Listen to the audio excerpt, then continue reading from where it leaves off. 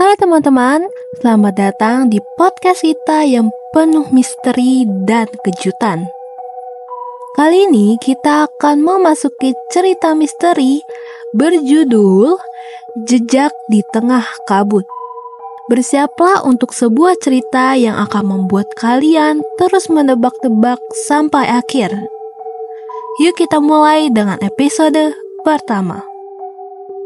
Di sebuah desa terpencil bernama Desa Kabut, ada sebuah kepercayaan lama yang membuat semua orang di sana hidup dalam ketakutan. Mereka percaya bahwa di tengah kabut yang sering menyelimuti desa itu, ada sesuatu yang misterius yang mengambil nyawa penduduk satu persatu. Kepercayaan ini bukan tanpa alasan. 5 tahun yang lalu, sekelompok orang hilang di tengah kabut tanpa jejak. Mereka adalah keluarga Laksmi, yang terdiri dari suami, istri, dan seorang anak perempuan.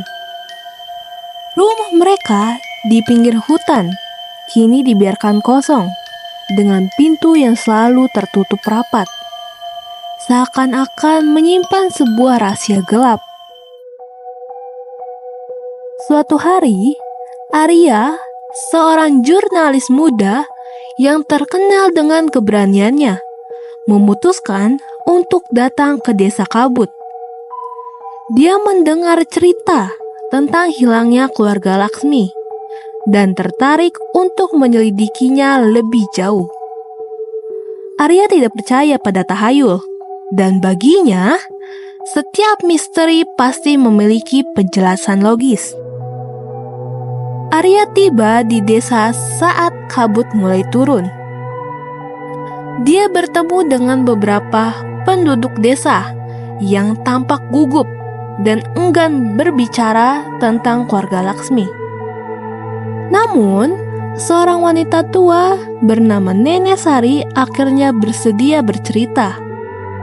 Dia mengatakan bahwa keluarga Laksmi terakhir kali terlihat menuju hutan di hari yang berkabut tebal.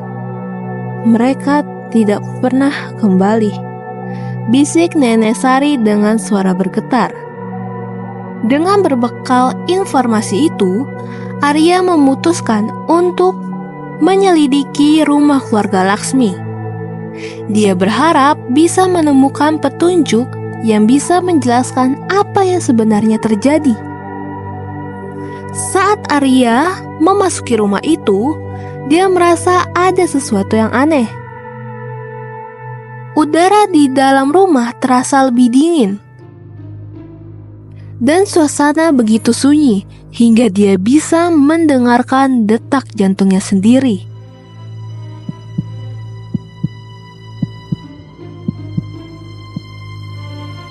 Di dalam rumah, Arya menemukan sebuah buku harian milik Laksmi, anak perempuan dari keluarga yang hilang. Di dalam buku itu, ada catatan terakhir yang berbunyi, "Kami melihat sesuatu di dalam kabut, sesuatu yang tidak seharusnya ada." Arya semakin penasaran. Dia terus membaca dan semakin banyak halaman yang dia buka, semakin gelap cerita itu. Laksmi menulis tentang mimpi-mimpi aneh yang dia alami sebelum mereka hilang, tentang bayangan yang selalu mengintai dari balik kabut. Saat Arya membuka halaman terakhir, dia menemukan sebuah gambar kasar yang menggambarkan sesuatu yang mengerikan. Sebuah makhluk besar dengan mata merah menyala di tengah kabut. Arya merasakan bulu kuduknya berdiri. Dia tahu dia harus mencari tahu lebih jauh tentang apa yang sebenarnya dilihat keluarga Laksmi di dalam kabut.